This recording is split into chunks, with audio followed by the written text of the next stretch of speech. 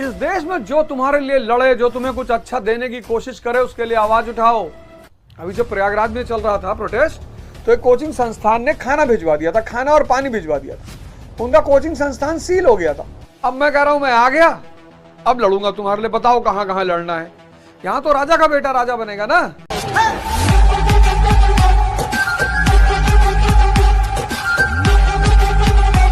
तभी तो हम भगवान को, कृष्ण को भगवान मानते हैं कि यार तुम क्या निपटे हो लोगों से। कृष्ण को हम परम अवतार मानते, इसीलिए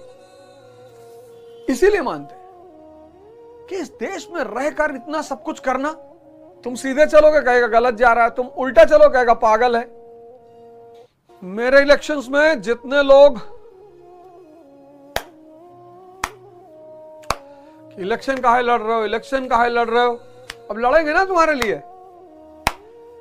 मौका मिलेगा तो लड़ेंगे। बता तो रहे प्रयागराज में कोचिंग संस्थान ने सिर्फ खाना पानी भिजवा दिया था, सील कर दिया था उसको। लेकिन भारत की जनमानस की जो मानसिकता है, मतलब मैं राजनीति में नहीं था तो लोग मुझसे कहते थे आओ लड़ो हमारे लिए। इलाहाबाद के कोचिंग संस्थान ने सिर्फ पानी भेज दिया था, उनका कोचिंग संस्थान सील हो गया था। अभी जब प्रयागराज में चल रहा था प्रोटेस्ट, तो एक कोचिंग संस्थान ने खाना भिजवा दिया था, खाना और पानी भिजवा दिया था। उनका कोचिंग संस्थान सील हो गया था। मतलब यहाँ एक अजीब सी जनमानस है। अभी तक मुझसे कह रही थी लड़ो, अब कब लड़ोगे, मास्टर कहाँ हो, अवध ओझा तुम कहाँ हो, बड़े बड़े प्ले कार्ड लेके खड़े थे। अब मैं कह रहा हूं मैं आ गया, अब लड़ूंगा तुम्हारे लिए, बताओ कहां कहां लड़ना है। अब सिर्फ लड़ना ही है। अब कह रहे मास्टर टीचर को राजनीति नहीं करनी चाहिए। एक अजीब सी जनमानस है, एक मतलब अजीब सी जनमानस है। अरे बताएंगे यार अंशु, अप्रोच बताएंगे, पढ़ाएंगे। इस पढ़ाई ने सब कुछ दिया। तभी तो मैं तुमसे कहता हूं एक स्टेटमेंट तुम देखो, मैंने पकड़ लिया जीवन में कि शिक्षा शेरनी का दूध है, जो पिएगा वो दहाड़ेगा। आकाश कुमार कृष्ण ने भी बोला था कि हम महाभारत के युद्ध में नहीं भाग लेंगे। दुर्योधन से कहा था उन्होंने कि तुम चिंता मत करो, हम लड़ेंगे नहीं। आकाश कुमार, भगवान कृष्ण ने भी कहा था कि तुम चिंता मत करो, हम नहीं लड़ेंगे। पर एक बार उनको हथियार उठाना पड़ा। गांधी जी ने भी कहा था हम एक्टिव राजनीति में हिस्सा नहीं लेंगे। 1924 में प्रेसिडेंट बनना पड़ा। इसीलिए इस दुनिया में एक शब्द है अपवाद, एक्सेप्शन। कभी कभी जरूरतें इतनी बड़ी खड़ी हो जाती हैं कि तुम्हें वो काम करना है। तुम नहीं करोगे बाकी नहीं कर पाएंगे। क्या ख्याल है, क्यों आकाश कुमार? कई लड़के तो मुझे मैसेज किए कि सर हम ये कोर्स पढ़ के पढ़ा रहे हैं, हमें अच्छा पैसा मिल रहा है। कई लोगों ने सिखाने ही तो आए थे दोस्त, नहीं तो पढ़ के सब राजू फरहान हम सीखे थे। ये जो इतना मेरी खिलाफत कर दी जाती है ना, उसकी सिर्फ एक बात है। अब मैं सोक्रेट्स के उस स्टेटमेंट से वो बहुत वाकिफ, बहुत ताल्लुक रखता हूं कि जो आदमी किसी को जगाने की कोशिश करेगा, समाज का एक बहुत बड़ा तबका उसका दुश्मन हो जाएगा। मेरी व्यक्तिगत किसी से कोई दुश्मनी नहीं, ना मैंने किसी कुछ बड़ा बिगाड़ा। आप लोगों को सिखा रहा हूं, और आप लोग की एक गलती है, बहुत बड़ी गलती। चलो आप सड़क पर नहीं लड़ सकते जो आपको कुछ दे रहा है, आज आप सोशल मीडिया पे तो उसके लिए लड़ सकते हो। आज जो आपको आदमी इतनी सारी चीजें दे रहा है, आपका जीवन बदल रहा है, सोचने का तरीका बदल रहा है, और आप सो रहे हो। आप सड़क पे नहीं आ सकते, आप ट्वीट पर तो कर सकते हो।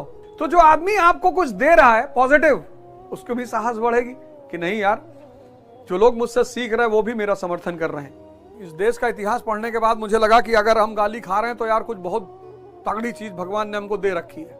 बुद्ध को भगा दिए इस देश से, आचार्य रजनीश को भगा दिया, ओशो को। सेक्स का बात करता है, सेक्स का बात करता है। अरे तुम कर नहीं पा रहे हो तो बात नहीं करेगा वो। उस बेचारे ने संभोग से समाधि किताब प्रवचन दिया, उस पर किताब आई संभोग से समाधि, उसको पकड़ लिया लोगों ने। संभोग का बात, अरे भैया संभोग का बात कर रहा है, समाधि की कर रहा है, जाहिल समाधि की बात कर रहा है। 80% बड़े पद पे बैठे हुए लोग आज उससे प्रभावित हैं। क्या एक्टर, क्या पॉलिटिशियन, क्या बिजनेसमैन, आज सब उससे कह रहे हैं कि भाई हमारा जीवन ओशो की वजह से बदला। उसकी एक किताब है शिव सूत्र, पढ़ के देखना, शिव सूत्र बाय ओशो। नहीं यार, कम से कम चलो जो आईटी सेल पैसा पा रही है मेरे खिलाफ अटैक करने का, वो तो चलो ठीक है, अच्छी बात है, उनको तो हक है, करना ही चाहिए। उनको उस पर कोई चिंता की बात नहीं, लेकिन मुझे तो कष्ट होता है कि अब मैं समझता हूँ बुद्ध क्यों चले गए, आचार्य रजनीश क्यों चले गए, सब देश छोड़ के क्यों चले गए। पहले मुझे लगता था यार यहीं रहते, इनको जाने की क्या जरूरत थी। बुद्धिज्म आखिर क्यों चला गया इस देश से, सबको जगा रहा था। अब जाग के हनुमान जी की पूजा करो, लेकिन जाग के हनुमान जी की पूजा करोगे तो भगवान हो जाओगे। फिर ये पुराना शाही तबका, ये बेचारा कहां जाएगा। यहां तो राजा का बेटा राजा बनेगा ना, और बुद्ध वगैरह सिखा रहे हैं कि राजा का बेटा राजा नहीं बनेगा, कोई भी राजा बन सकता है।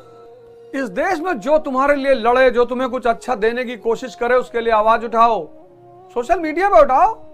जो तुम्हें जीवन दान दे रहा है, जो तुम्हें जीवन दे रहा है, जो तुम्हें कुछ सिखा रहा है, अगर उसके खिलाफ लोग खड़े हो रहे हैं तो तुम्हारी जिम्मेदारी है। अपने कमरे में, आज तो सोशल मीडिया एक वेपन है।